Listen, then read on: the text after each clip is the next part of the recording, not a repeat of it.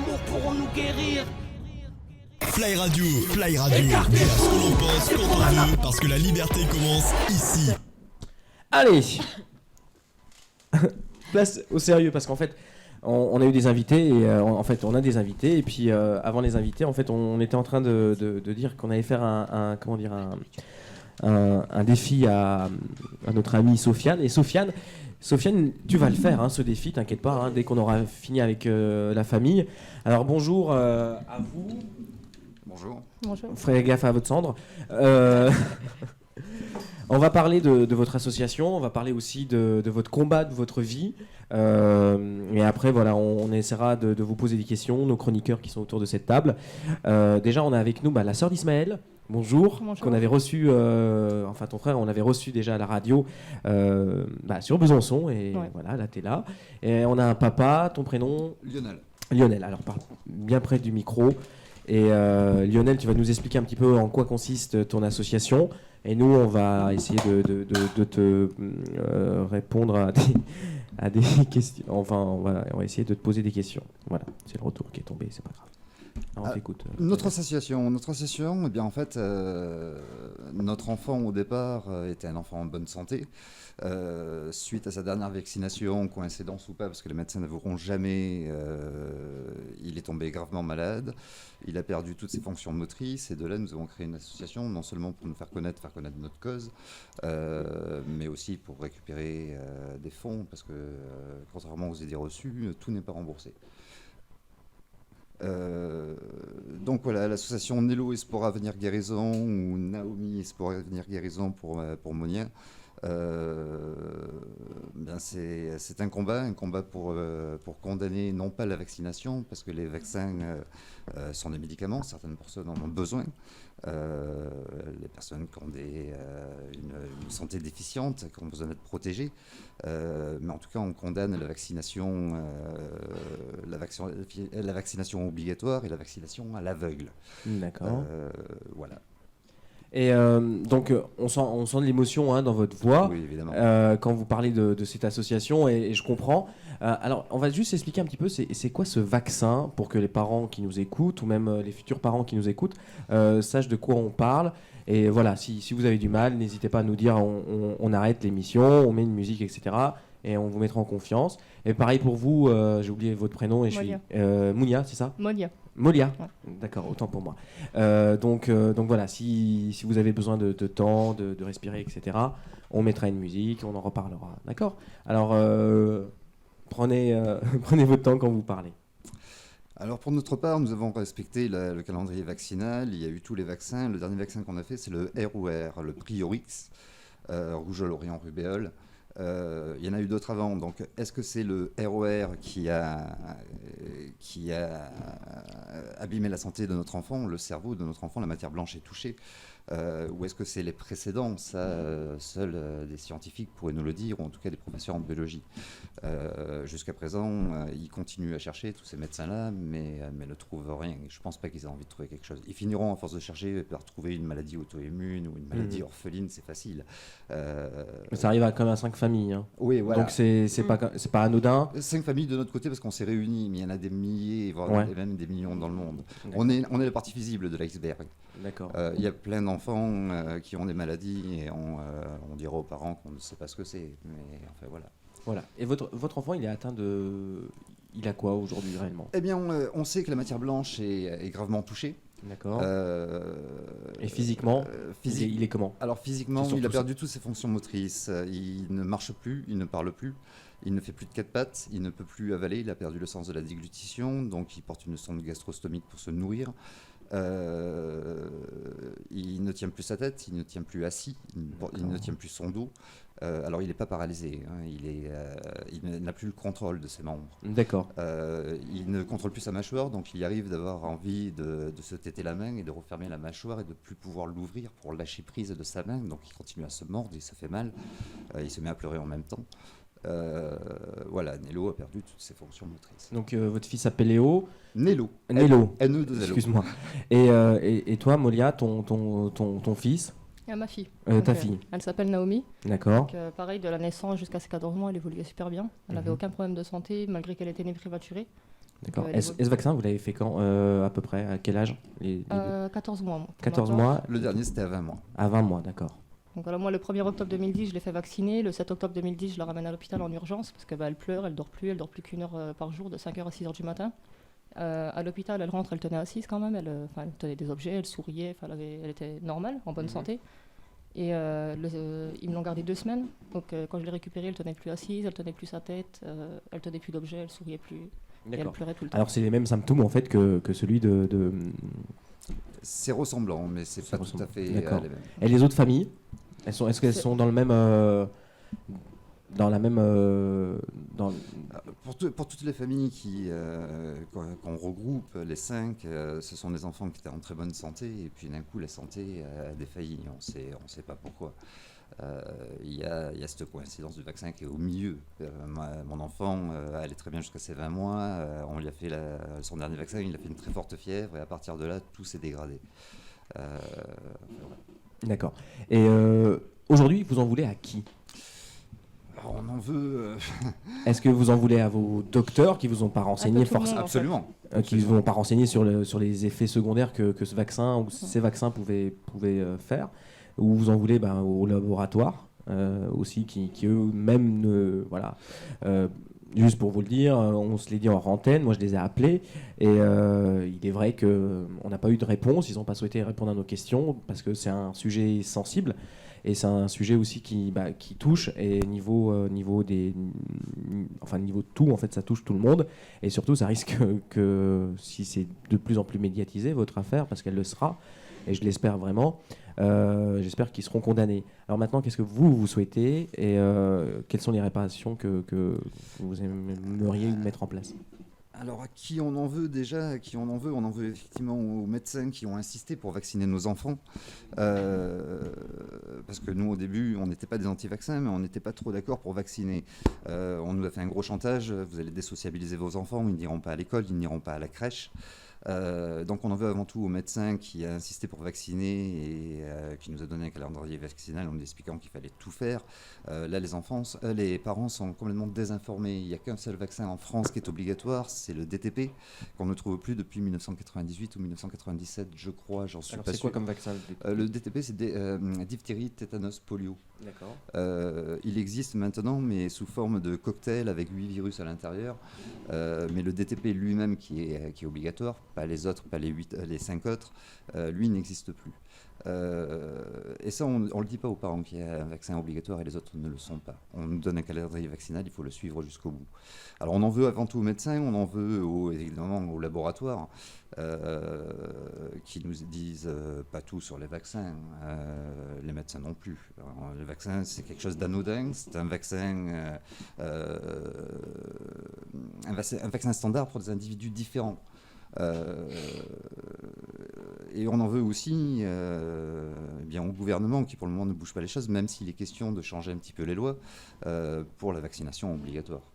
On devrait être libre d'injecter ce qu'on veut dans notre corps. Bah oui, surtout celui de vos enfants, je pense. Molia, est-ce que ce genre d'accident peut se reproduire? Et surtout, est-ce que dans votre vie personnelle, ça a beaucoup compté? Parce que vous êtes aussi une femme et c'est important aussi d'avoir l'avis d'une femme. Vous êtes maman, vous êtes femme aussi.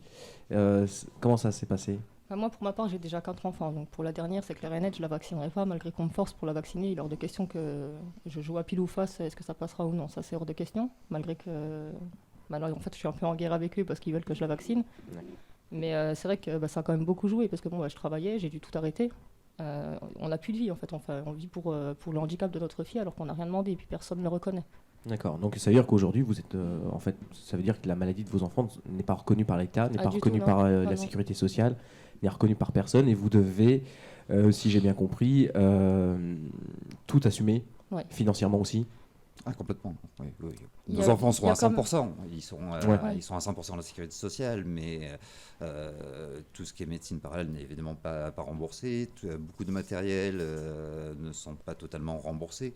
On a une poussette à 5 000 €. La sécurité sociale, la CPM nous rembourse 1 000 € là-dessus.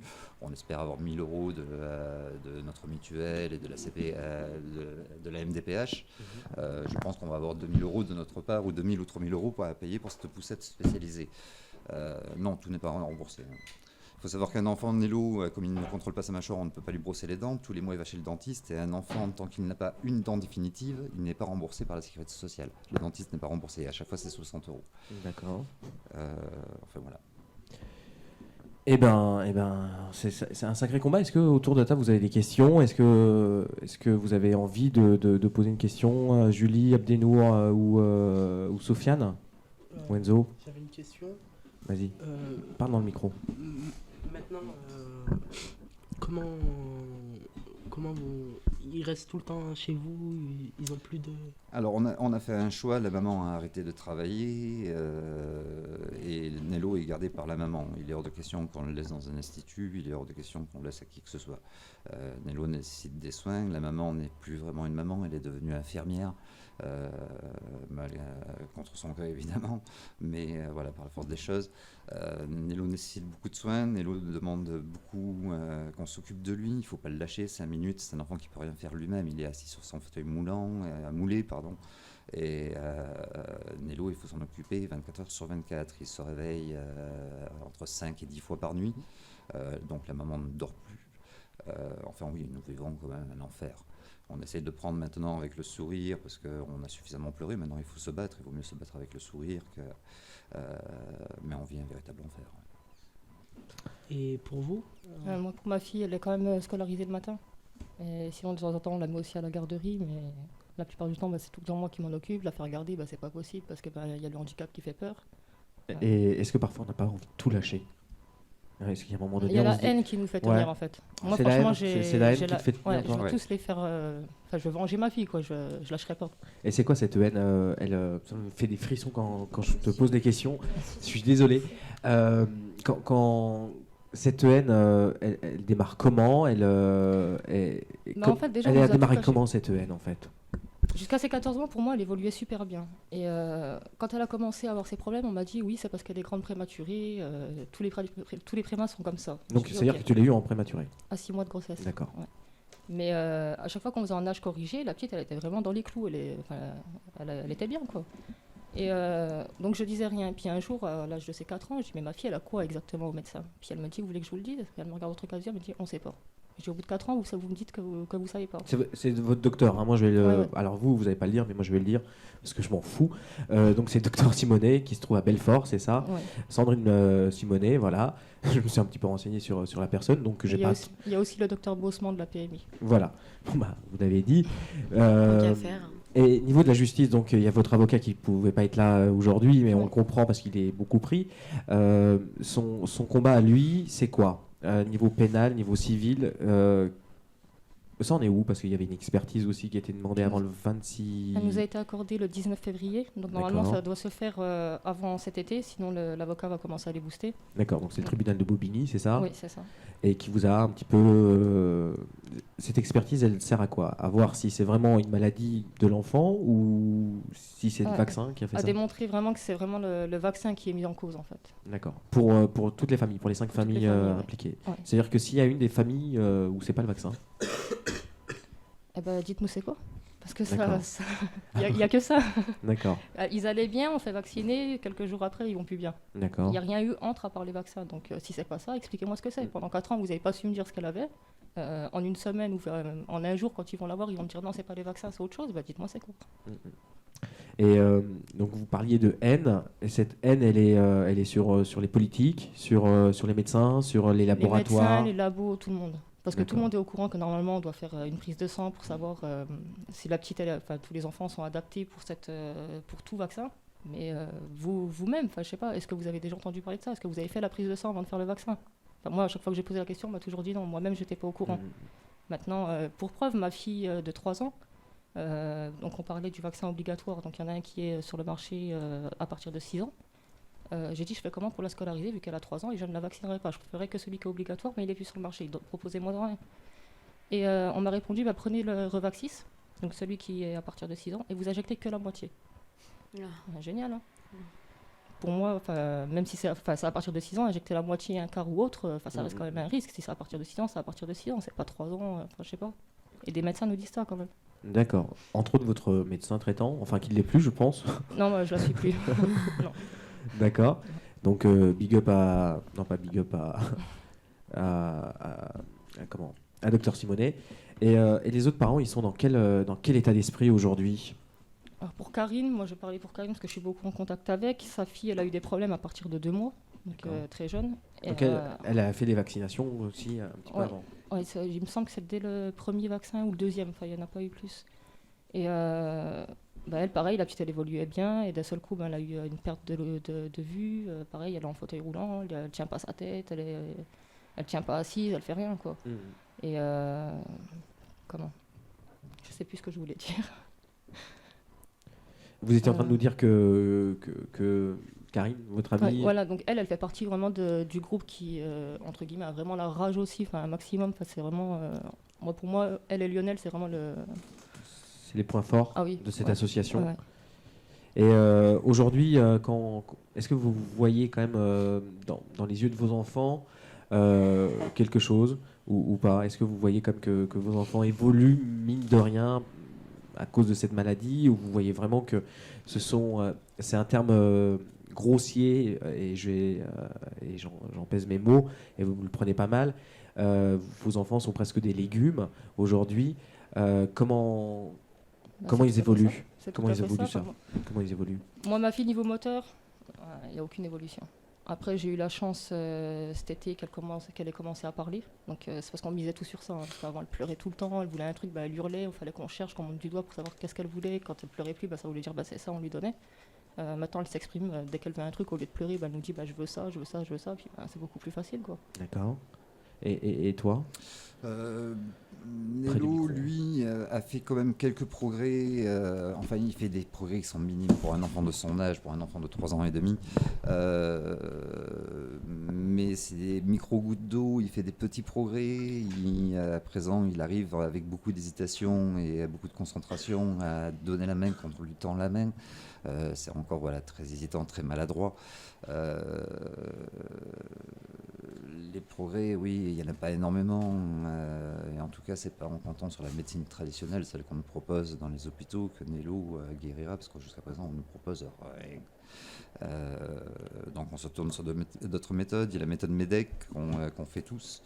Enfin, en tout cas, les 3. Pour Nello, ça va être prochainement.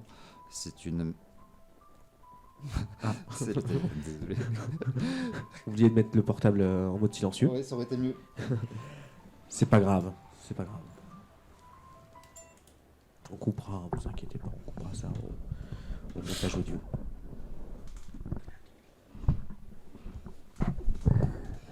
Donc la méthode MEDEC, c'est une méthode de réadaptation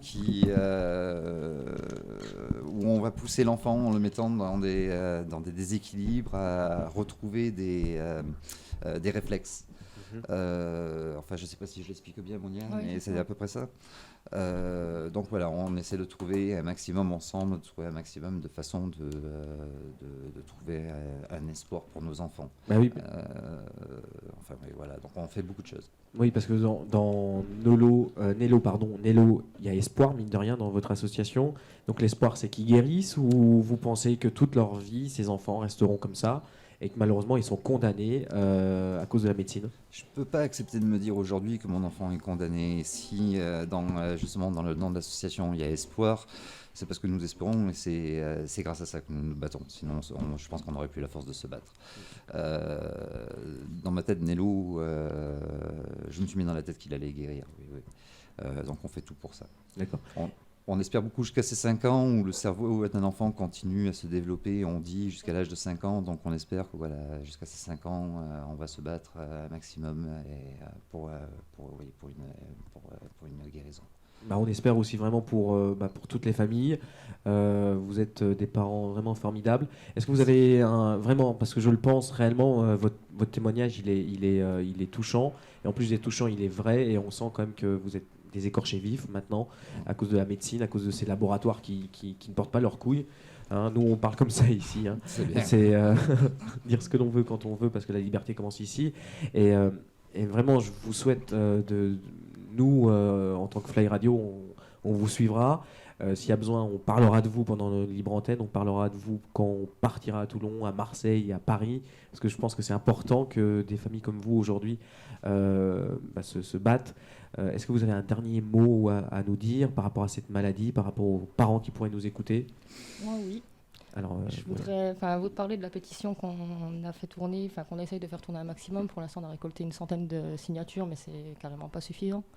Donc c'est une pétition dans laquelle on demande... comment expliquer ça ? En fait, c'est au niveau des experts. On demande la transparence du dossier, parce que on a eu des experts nommés qui... qui était pas forcément... On a déjà fait virer... Voilà, il y en a un qui a déjà été viré parce que ça... on a réussi à démontrer Non. qu'il n'était pas impartial, qu'il avait déjà été soupçonné de corruption, d'être d'être influencé par les laboratoires. Donc on l'a fait virer du collège des 3 experts qui avait été nommé. On demande une totale transparence de la justice et une accessibilité, parce que je pense qu'en face nous avons des adversaires qui pèsent plusieurs milliards en capital. Nous, on est beaucoup plus faibles, et c'est rien de le dire. Donc on demande une transparence de la justice et une accessibilité aussi, parce que je pense qu'il y a un moment où ça va nous coûter de l'argent quand même. Jusqu'à présent, on est passé entre les gouttes, mais il y a un moment où il va falloir qu'on sorte de notre poche, et on est des familles modestes. Sinon, donc, pour en revenir à la pétition, oui, la pétition. Elle est sur le site. C'est bien. Elle est sur un site Nello, donc je te laisse donner l'adresse. En fait, c'est possible qu'un maximum de personnes impriment cette pétition et la renvoient à l'adresse de chez Lionel. D'accord. Nous, on le fera. On s'engage avec Fly Radio de le faire. Et on le fera parce que je pense que c'est important pour vous. Alors, on écoute l'adresse au cas où. Alors, l'adresse, c'est Nello-du-6, c'est le petit tiré, Nello-du-6 eag.1s.fr. D'accord. Moi, je vais vous prendre quand même votre carte. En fait, sur Internet, c'est écrit qu'on peut la renvoyer aussi directement au président. C'est votre fils ? C'est mon fils, oui. Quand il allait bien. Quand il allait bien. Il est magnifique. Enfin, tous les bébés sont beaux. Hein. Je disais, sur la pétition, sur le site, c'est écrit qu'on peut directement l'envoyer au président. Mais en fait, ce serait préférable qu'on nous l'envoie directement à nous pour qu'on puisse savoir combien de signatures on a récoltées. Et après, ce sera nous qui les remettrons directement en main propre au président. D'accord. Donc à François Hollande, on espère qu'il va bouger. Ça serait bien. Pour l'instant, on a une réponse pas très positive. Au lieu de coucher avec Sophie Gaillet, il devrait plutôt Julie. Et j'ai dit Sophie ? Oui. Julie Gaillet, pardon. Merci beaucoup à vous. Merci à vous de nous avoir reçus. Je vous en prie, continuez le combat parce que votre combat il est beau et il faut vraiment que votre histoire on en parle. Vraiment, il faut qu'on en parle le plus possible. Je vous remercie d'être venu ici, nous avoir parlé librement et avec votre cœur. On vous suivra. Merci beaucoup à vous. Merci. Quant à nous, on se retrouve dans un instant. Donc, association Nello Espoir Avenir Guérison. Les vaccins ont condamné notre enfant. Le site c'est Nello-du-6 eag.1s.fr. Il sera sur notre site, il sera sur le boobook de l'émission. Et voilà. On se retrouve après Je viens des quartiers. Rien à voir avec vous. Promis, on en reparlera. On se retrouve avec Sofiane, Julie, Enzo et Abdenour tout de suite. Bon après-midi à tous. Fly Radio, dire ce que l'on pense quand on veut, parce que la liberté commence ici.